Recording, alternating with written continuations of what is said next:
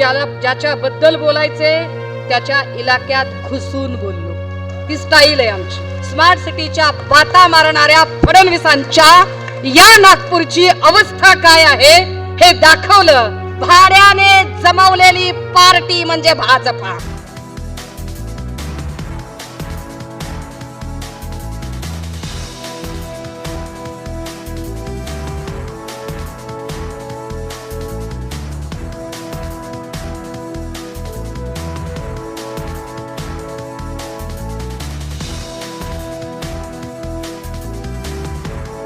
सन्मान आणि विचारमंचाच्या समोरील आपण सर्व सन्माननीय, परिवर्तनाच्या लढ्यात ज्या ज्या महामानवांनी योगदान दिलं त्या सर्व महामानवांना, महानायिकांना विनम्र अभिवादन करत, हा शिवसेनेचा वटवृक्ष, हे बीज ज्यांनी लावलं आणि आपल्या रक्ताचं पाणी करून, हाडाची काढ करून ज्यांनी वाढवली, घडवली, त्या वंदनीय बाळासाहेबांना अभिवादन करत, या मंचावर उपस्थित या भागाचे संपर्क प्रमुख आमदार आयुष्यमान दुष्यंतजी चतुर्वेदी, पूर्व विदर्भ संघटक आयुष्यमान सुरेशजी साखरे, महानगर प्रमुख प्रमोद मानमोडेजी, महानगर प्रमुख किशोर कुमेरिया, शहर प्रमुख नितीन तिवारी, ग्रामीण संपर्क प्रमुख बाळा राऊत, पूर्व विदर्भ सहसंघटक सतीश हरडे, आमच्या महिला संघटिका पूर्व विदर्भच्या शिल्पाताई बोडखे, पूर्व नगरसेविका मंगलाताई गौरे, शहर प्रमुख दीपक कापसे, तद्वतच सहसंपर्क प्रमुख उत्तम कापसे, आमचे अतिशय सुंदर ज्यांनी ग्रामीण पर्वातली महाप्रबोधनची सभा घेतली ते रामटेक विधानसभा प्रमुख विशाल बरबटे, शहर प्रमुख प्रवीण बर्डे, सुरेखाताई खोब्रागडे, अत्यंत उत्तम काम करणाऱ्या सुशीलाताई नायर, प्रीतम कापसे, सुरेखा गाडे, आशिष हडगे, अब्बास अली, ज्यांनी हिंदीमध्ये आपलं म्हणणं मांडलं असे आयुष्यमान नितीनजी तिवारी, आमची युवती सेनेची अत्यंत कर्तबगार, कारण आम्हाला अभिमान आहे की शिवसेनेमध्ये सगळ्या पिढीतले वक्ते आहेत, तोफा आहेत आमच्याकडे सगळ्या, आमची अपूर्वा पित्तलवार,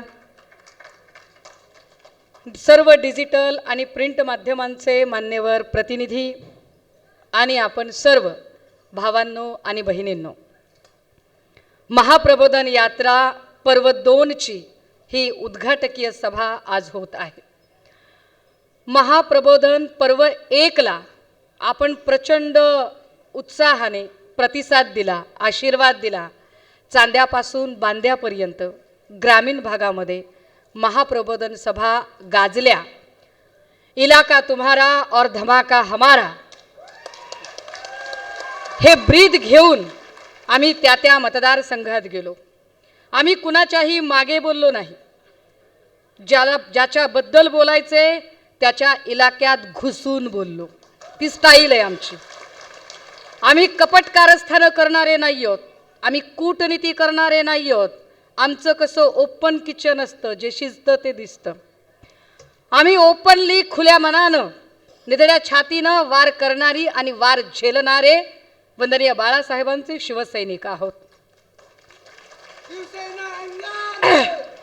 आता या सगळ्यांमध्ये मी नागपूरमधून निवडलं.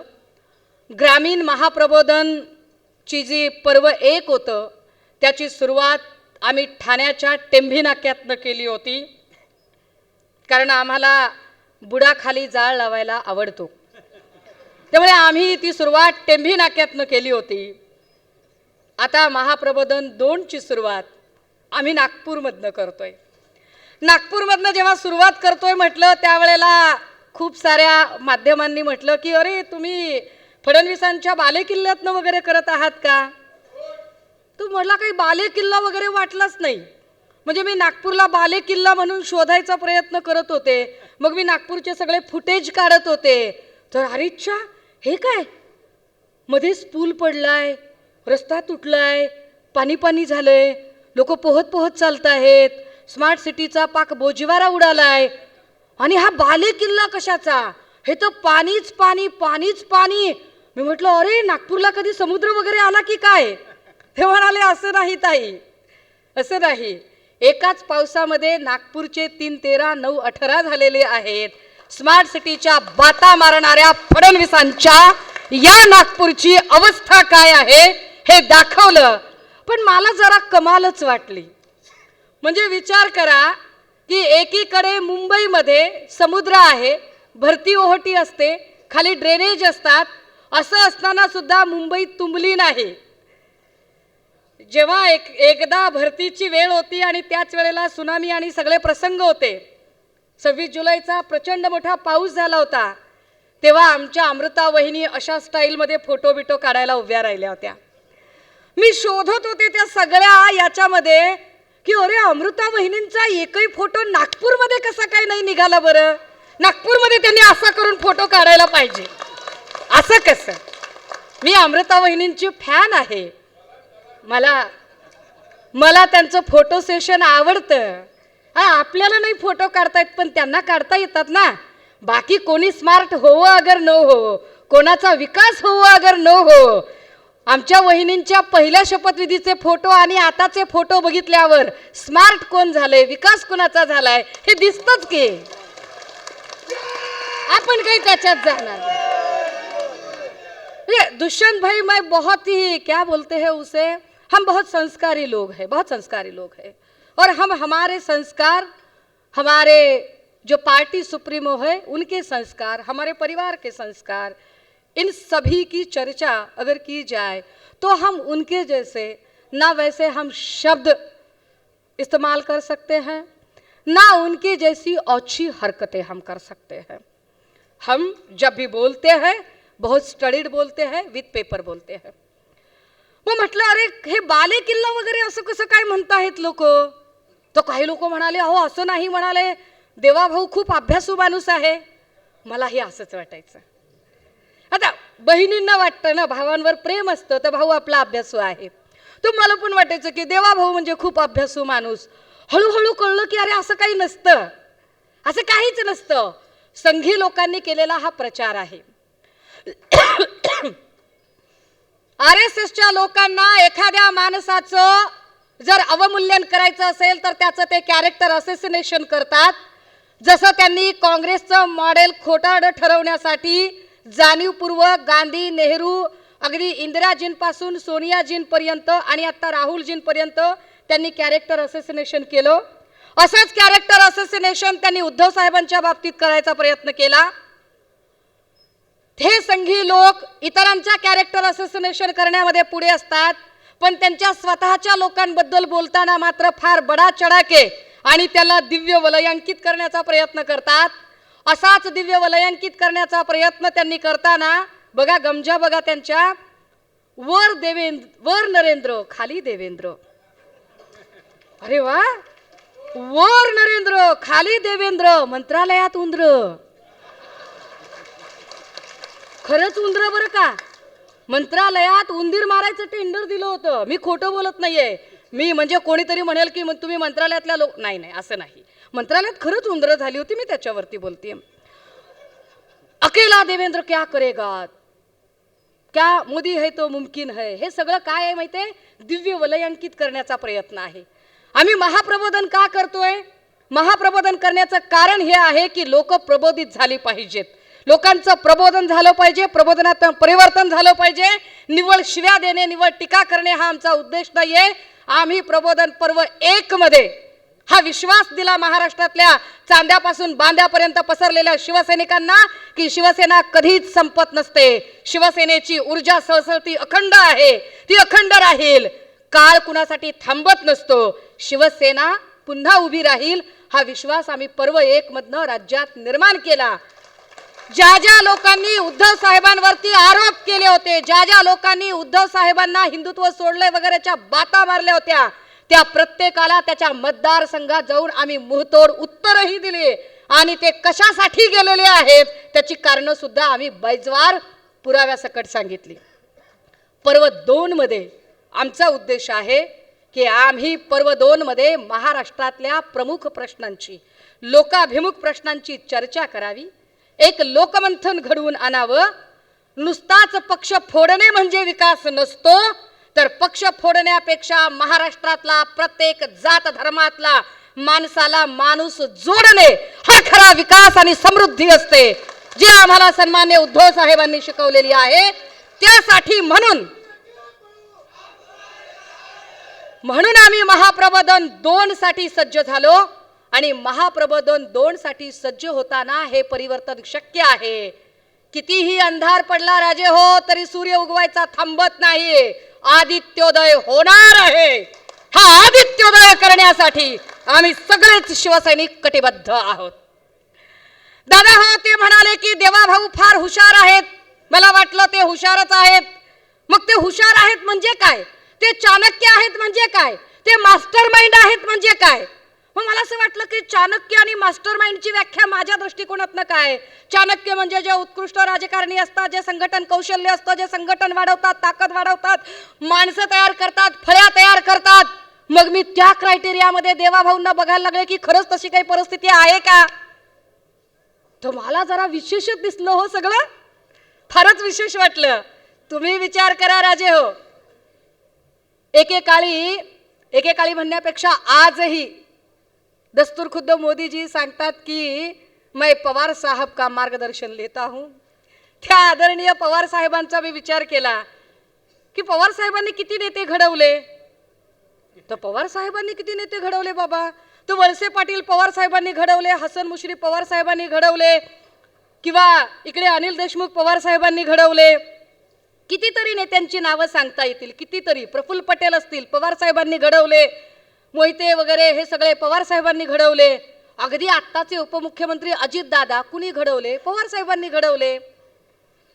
वंदनीय बाळासाहेबांनी कुणाला घडवलं? अरे आढळराव पाटील असतील, बाळासाहेबांनी घडवले. अजून कोण होतं? चंद्रकांत खैरेजी असतील, बाळासाहेबांनी घडवले. संजय राऊत साहेब असतील, कुणी घडवले? बाळासाहेबांनी घडवले. उद्धव साहेब कुणी घडवले? बाळासाहेबांनी घडवले. कितीतरी नावं असतील की जी वंदनीय बाळासाहेबांनी घडवली. मग मी विचार करत होते देवाभाऊंनी कुणाला घडवलं?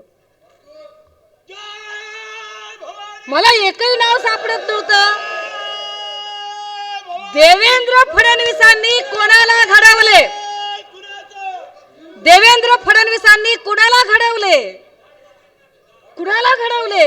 मी मग नाव मी शोधायला लागले की अरे कोण आहे, कोण आहे का एखादा नाव? आणि एकही नाव माझ्या समोर दिसत नव्हतं. कारण आता देवेंद्र भाऊंच्या सोबत जी जी सगळी आहेत ती सगळी शिवसेनेने आणि काँग्रेसने आणि राष्ट्रवादीने घडवलेली माणसं आहेत. भाड्याने जमवलेली माणसं. भाजपा म्हणजे काय? भाड्याने जमवलेली पार्टी म्हणजे भाजपा. देवेंद्र भाऊ तुम्ही चाणक्य नाही आहात. चाणक्य नेते घडवत असतो, चाणक्य माणसं घडवत असतो. तुम्ही काय माणसं घडवली? तुम्ही एकही माणूस घडवला नाही.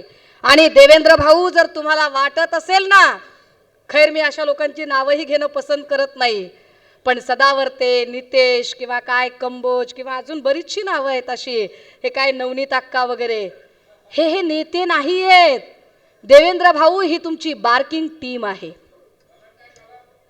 आणि त्यामुळे तुम्ही चाणक्य नाही आहात. तुमची इमेज चाणक्याची करण्याचा प्रयत्न भाजपाच्या लावारिस पेड ट्रोलर्सनी केला, पण तुमची इमेज चांद्यापासून बांद्यापर्यंत सबंध महाराष्ट्रात जी झाली ती पक्ष फोड्याची इमेज झाली.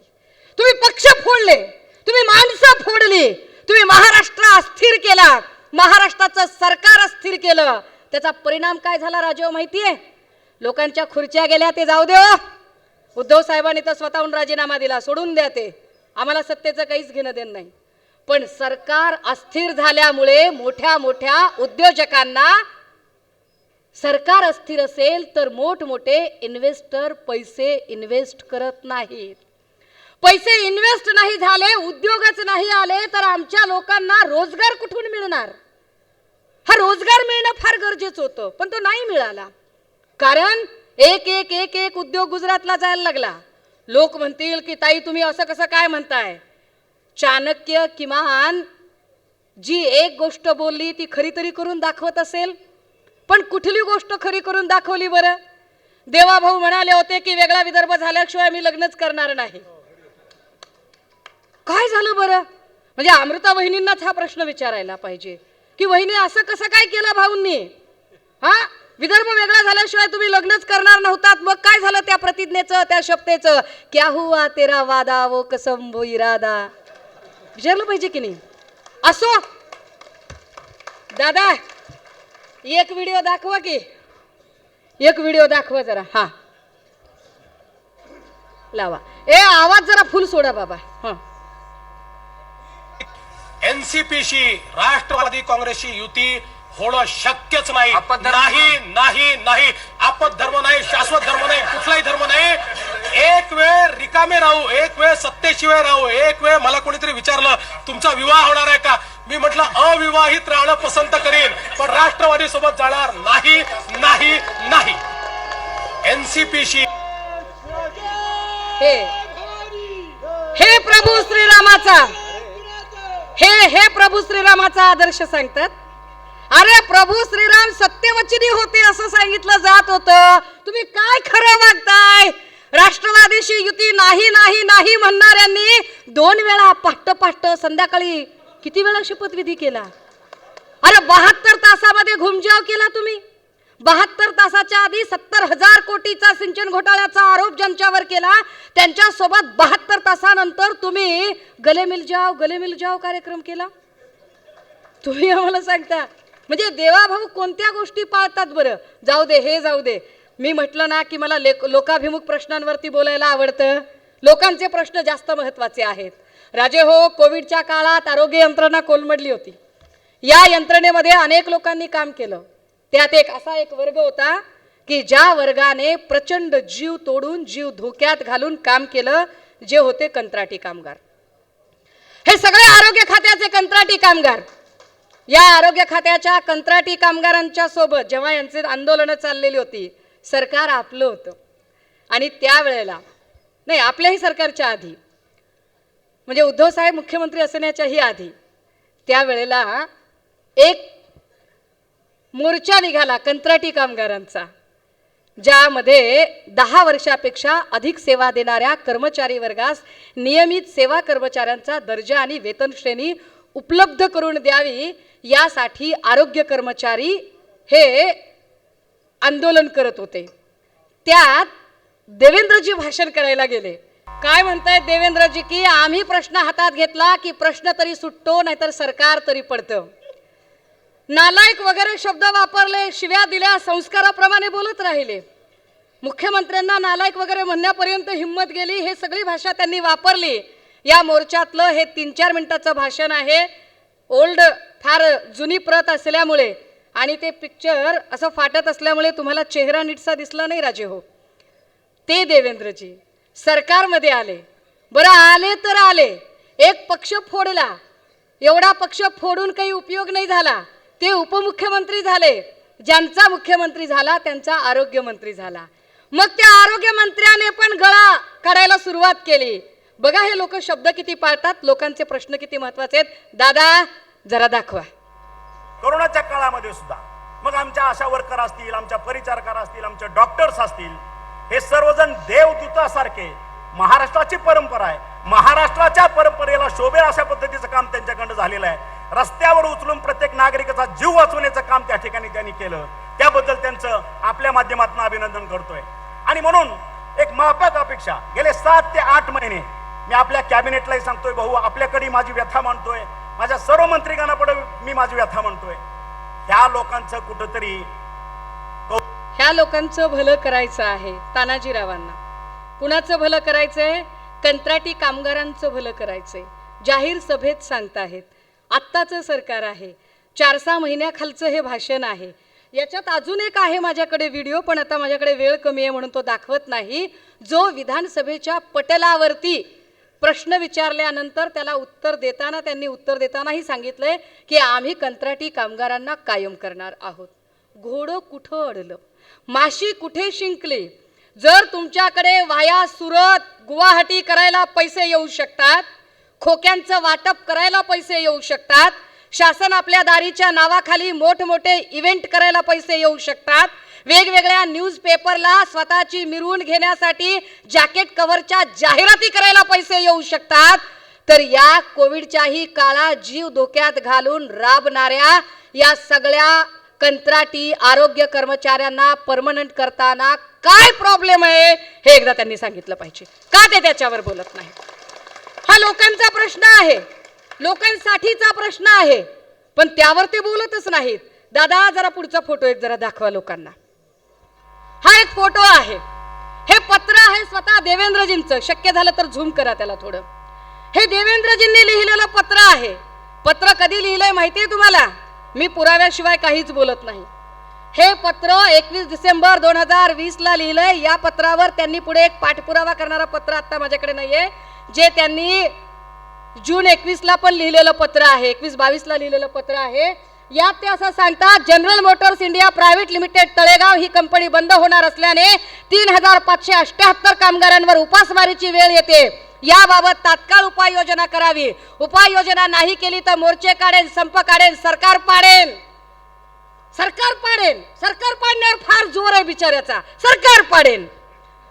पुढे त्यांनी पाडलं सरकार. पाडलं म्हणजे कसं पाडलं? खोके बिके खर्चून पाडलं. अरे पण ठीक आहे बाबा, पाडलं सरकार, पण ह्या पत्राचं काय? ज्याच्यात तुम्ही लिहिताय की, तुम्ही सांगताय की कामगार संघटनेने मुख्यमंत्री कार्यालयामध्ये निवेदन दिले, सदर प्रकरण औद्योगिक न्यायालयाकडे प्रलंबित आहे. तसेच सद्यस्थितीत या कंपनीमध्ये 1578 कायमस्वरूपी व 2000 कॉन्ट्रॅक्ट पद्धतीने कामगार असे एकूण 3578 कामगार काम करत असून या कामगारांची नोकरी गेल्यास त्यांच्यावर कुटुंबावर उपासमारीची वेळ येऊ शकते. विरोधी बाकावर बसल्यावर उपासमारीची वेळ येऊ शकते. हे तत्वज्ञान आठवणाऱ्या देवेंद्र फडणवीस साहेबांना स्वतः उपमुख्यमंत्री झाल्यावर का विसर पडतोय? तळेगाव मध्ये ही सगळी बिचारी माणसं आपली बाया पोरं लेकरं घेऊन तिथे बसली आहेत आंदोलनाला. तुम्ही त्या बायकांना जर भेटलात तर तुमच्याही डोळ्यात पाणी येईल, ज्या सांगतात की ताई पगार नाहीये, लेकरांना चांगल्या शाळेतनं काढून आम्ही आता घरी बसवलंय, फीस भरू शकत नाही. कित्येकांचे फ्लॅटचे हप्ते देणं झालं नाही, फ्लॅटला सील झालं, जे बिचारे रस्त्यावर आले. कित्येकांच्या घरात त्या बायका सांगतात ताई लेकराचा वाढदिवस करायला पण पैसे नाही राहिले, किंवा खाऊ घालायला चांगलं चॉकलेट घेऊन द्यायला आमच्याकडे पैसे नाही राहिले. ही इतकी वाईट अवस्था मात्र आता ते अजिबात बघत नाहीत. थोडक्यात काय, महाराष्ट्राच्या जनतेच्या हे लक्षात आलं पाहिजे की देवेंद्रजी फक्त आणि फक्त विरोधी बाकावर असल्यावर महाराष्ट्र अस्वस्थ ठेवण्यासाठी, महाराष्ट्र अशांत ठेवण्यासाठी वेगवेगळ्या प्रकारे काम करत राहतात. आणि महाराष्ट्र अस्वस्थ आणि अशांत ठेवताना ते वेगवेगळ्या टीमला कामाला लावतात आणि मग त्यांच्या टीम फार काम करतात. गुणरत्न सदावर्ते सारखा एखादा माणूस त्यांच्यासाठी काम करतो आणि काम करताना म्हणतो, जो पवार साहेबांचा उल्लेख वयोवृद्ध पुढारी असा करतो आणि देवेंद्रजींचा उल्लेख श्रद्धेय असा करतो, यातच त्याला सुपारी कुणाची मिळाली हे कळतं. ही सगळीच्या सगळी जी टीम आहे, राजे हो तुम्ही विचार करा, हे फार स्वच्छतेच्या बाता मारत होते, फार मोठमोठ्या गप्पा मारत होते. या गप्पा मारणाऱ्या लोकांनी ज्यांच्यावर भ्रष्टाचाराचे आरोप केले, ईडीचे आरोप केले, त्या प्रत्येकाला नंतर सत्तेमध्ये सामावून घेतलं. देवेंद्र फडणवीस साहेबांना या इलेक्शन मध्ये महाराष्ट्राच्या जनतेने प्रश्न विचारावे लागतील की देवेंद्रजी, तुम्ही ज्या ज्या लोकांवर आरोप केले ते सगळे आता तुमच्याच सोबत आहेत. त्यांच्यातल्याच एका आक्रस्ताळ्या बाईने संजय राठोडांना कशा कशाने मारण्याची भाषा केली, ते संजय राठोड आता त्यांच्याच पंक्तीला मंत्री म्हणून बसतात.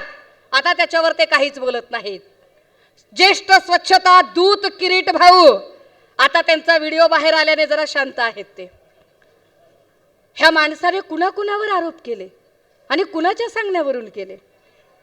देवेंद्रजी ज्या पद्धतीने या वेगळ्या वेगळ्या लोकांवरती काम करतात आणि या लोकांना कामाला लावतात, ह्या सगळ्यांमध्ये एक गोष्ट महत्वाची आहे राजे हो, की ही सगळीच्या सगळी माणसं, बरं ह्याच्यातला कुणीही बोलला, जर देवेंद्रजींना कुणी प्रश्न विचारले तर देवेंद्रजी लगेचच त्याला धमक्या द्यायला लागतात. काल एक धमकी त्यांनी दिली, ऑन एअर धमकी दिली आणि ते म्हणाले मी बोलणाऱ्यांची तोंड बंद करेन. म्हणजे ड्रग्जवर कुणीच बोलायचं नाही, एमडी सारख्या केमिकलवर कुणीही बोलायचं नाही. गेली इतक्या महिन्यांपासून ड्रग्जचे एवढे सगळे कारखाने दिसत आहेत, यावर कुणीच बोलायचं नाही. ललित पाटील कसा पळाला, कुठून पळून गेला, यावर एकही प्रश्न विचारायचा नाही. राज्यात सगळीकडे एवढा क्राईम वाढलाय, त्या क्राईमवर बोलायचं नाही. कशावरच बोलायचं नाही. इतक्यापर्यंत दहशत देवेंद्र फडणवीस साहेबांची की अगदी 2 दिवसापूर्वी याच नागपूरमध्ये डीसीपी झोनचा अधिकारी असणारे राहुल मदने, या राहुल मदने साहेबांची कॉलर पकडण्यापर्यंत, काय तो पुष्कर पोशी शेट्टीवा, डीसीपी झोनच्या अधिकाऱ्याची कॉलर पकडण्यापर्यंत भाजपच्या पदाधिकाऱ्याची मजल जाते. देवगिरीच्या बंगल्यावर ही सगळी दादागिरी आणि मुजोरी चालू असते आणि देवेंद्रजी त्याच्यावर चकार शब्दाने बोलत नाहीत. म्हणजे कुठली गोष्ट अधोरेखित करायची आणि कुठली इग्नोर करायची हे संघी ट्युशन त्यांना पक्की मिळालेली आहे. जो कोणी उद्धव साहेब आणि मातोश्रीवर बोलेल त्याचा चक्रवाढ व्याजासकट हिशोब केल्याशिवाय राहणार नाही. दादा हो, या लोकांनी सांगितलं की असं झालं तसं झालं. अरे आभार माना उद्धव साहेबांचे, तुम्ही सगळे टीका करणारे हो आणि बार्किंग टीम हो. तुम्ही आभार माना की कोरोना काळामध्ये मुख्यमंत्री उद्धव साहेब होते. ते मुख्यमंत्री होते म्हणून आज आम्ही सभा घ्यायला आणि तुम्ही टीका करायला जिवंत आहात. कारण कोरोनासारखा काळ असतानाही कुठल्याही हॉस्पिटलमध्ये एका रात्रीत एवढे मृत्यू झाले नाही जेवढे मृत्यू आता देवेंद्रजींनी फोडाफोडी केल्यानंतर जे ट्रिपल इंजिनचं सरकार, खोके सरकार यांच्या काळात झालेले आहेत. किती मृत्यू, किती पद्धतीचे हाल. बरं तरीही हे खोटं बोलतात. फडणवीस साहेब इतकं रेटून खोटं बोलतात. त्यांच्या रेटून खोटं बोलण्याची किती ठिकाणी लाठी हल्ला झाला. उद्धव साहेबांच्या काळात एकही मॉब लिंचिंगची घटना झाली नाही. पण देवेंद्रजी पुन्हा एकदा सत्तेत सक्रिय झाल्यापासून काय पद्धतीचं वातावरण तयार झालं. दादा जरा दाखवा जरा लोकांना काय झालं ते. नाही एक सेकंड, हा एक मिनिट, हा एक थांब दादा जरा स्टॉप. दादा स्टॉप कर रे बाबा. दादा हो, मी म्हटलं ना की देवेंद्रजींनी ज्यांच्यावर आरोप केले, ज्यांच्यावर टीका केली, त्या सगळ्यांना निवड नंबर्स वाढवण्यासाठी आणि स्वतःची खुर्ची टिकवण्यासाठी जवळ केलं. त्यातलं हे एक कॅरेक्टर, ज्यांची टिल्ली पोरं आज देवेंद्रजींची बाजू घेऊन बोलतात, त्यांच्या वडिलांचा काय सत्कार केलाय देवेंद्रजींनी ऑन रेकॉर्ड विधानसभेमध्ये. हा सत्कार जरा बघा. हा बोला. त्याबद्दल 302चा गुन्हा दाखल करा. मागणी मी नव्हती केली, तुम्ही केली होती. खूप गोष्टी शिकलो तुमच्याकडनं. असं नाही, तुम्ही आमचे नेतेच होता.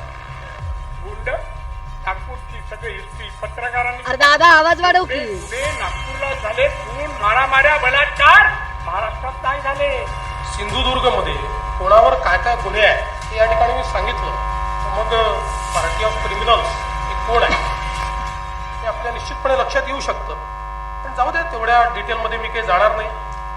पण सावंतवाडीमध्ये क्राईम नंबर 9/2016, 137, 135, 143, 147, त्यानंतर 11/016, 143, 147, 148, 149, 353, 332, 336, 447, 448, क्रिमिनल लॉ अमेंडमेंट ऍक्ट 1932. जाऊ द्या, एवढे कुठे वाचत बसतात. राज्याचे प्रमुख माननीय राज्यपाल महोदय यांच्या हस्ते आणि राज्यपाल भवनामध्ये तो घेतला जावा आणि म्हणून या ठिकाणी या कार्यक्रमाचं आयोजन करण्यात आलंय. महाराजांवर असे पाय दिलं, त्यांना पुरस्कार देऊन आमच्या दैवतांचा अपमान केलाय असं म्हटलं तर चुकीचं होणार नाही. गुजरातचे मुख्यमंत्री ना अगर एवढं विकास अगर गुजरातमध्ये करत असतील तर इथे गुजरातीला का वाटत नाही गुजरातमध्ये जावं? म्हणजे त्यांचे जे विकासाचे जे ड्रामा करतायत, ते मोठे जे दावे करतायत ते खोटे आहेत. त्यांना वाटतं का बाबा नरेंद्र मोदी एक चांगल्या पद्धतीने तिथे काम करतायत, तर आम्ही बोलतो मग ठीक आहे, मग जावा तिकडे. एवढं स्पष्ट एक भूमिका मी तिथे मांडली.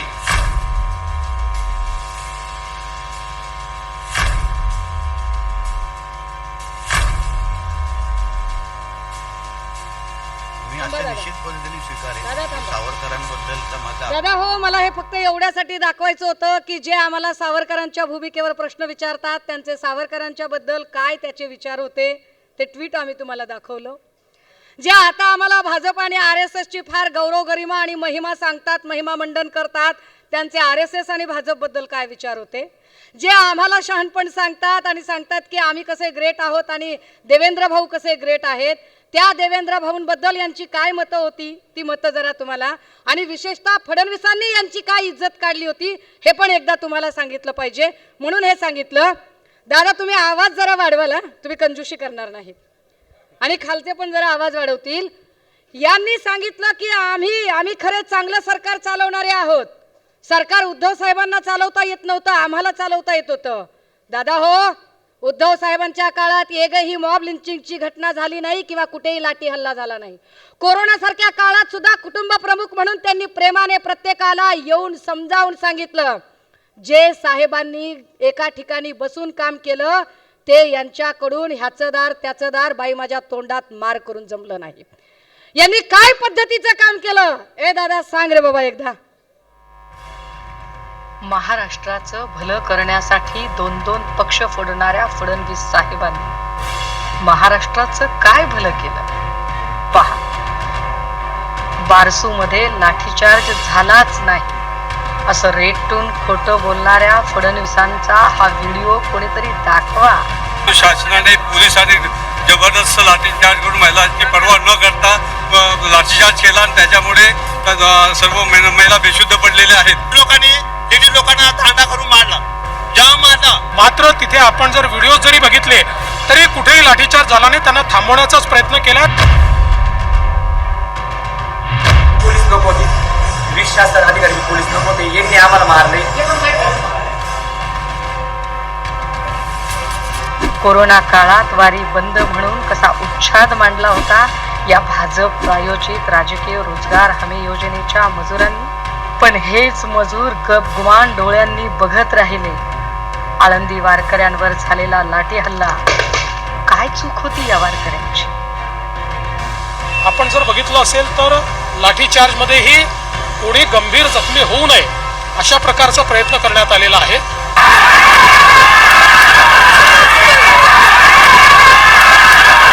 आम्ही फक्त आरक्षण मागितलं तर एखादं 2 दिवस झालं असतं. तुम्ही गोळ्या घालण्याचं आम्हाला कारण काय. पुऱ्यांचे डोके फोडले साहेब, टोटल लोकांचे मातामौली सुद्धा डोके फोडले. असा अंतरवली सराटीमध्ये मराठा आरक्षणासाठी अत्यंत शांततेच्या मार्गाने आंदोलन करणाऱ्या आंदोलकांवर लाठी हल्ला करण्याचा आदेश कुणी दिला फडणवीस साहेब. देवेंद्र फडणवीसची पाहताय ना तुमच्याच कारकिर्दीमध्ये कायदा सुव्यवस्थेचा कसा बोऱ्या वाजलाय ते. ज्या फडणवीस साहेबांनी प्रत्येक वेळेला मी फक्त आरसा दाखवते, अजून खूप लिटरेचर 40 सभांमधून येईल, अजून खूप गोष्टी बाहेर येतील. आज उद्घाटकीय सभा आहे, फक्त आणि फक्त मला फडणवीस साहेबांचा खोटारडा चेहरा काय आहे तो नागपूरकरांना दाखवायचं होतं. मला फक्त आणि फक्त फडणवीस साहेब पक्ष फोडण्यात किती बिझी आहेत याच्यातली कोणती गोष्ट आहे जी महाराष्ट्राच्या विकासासाठी त्यांनी केली. महाराष्ट्राचा विकास त्यांनी कोणत्या पद्धतीने केला.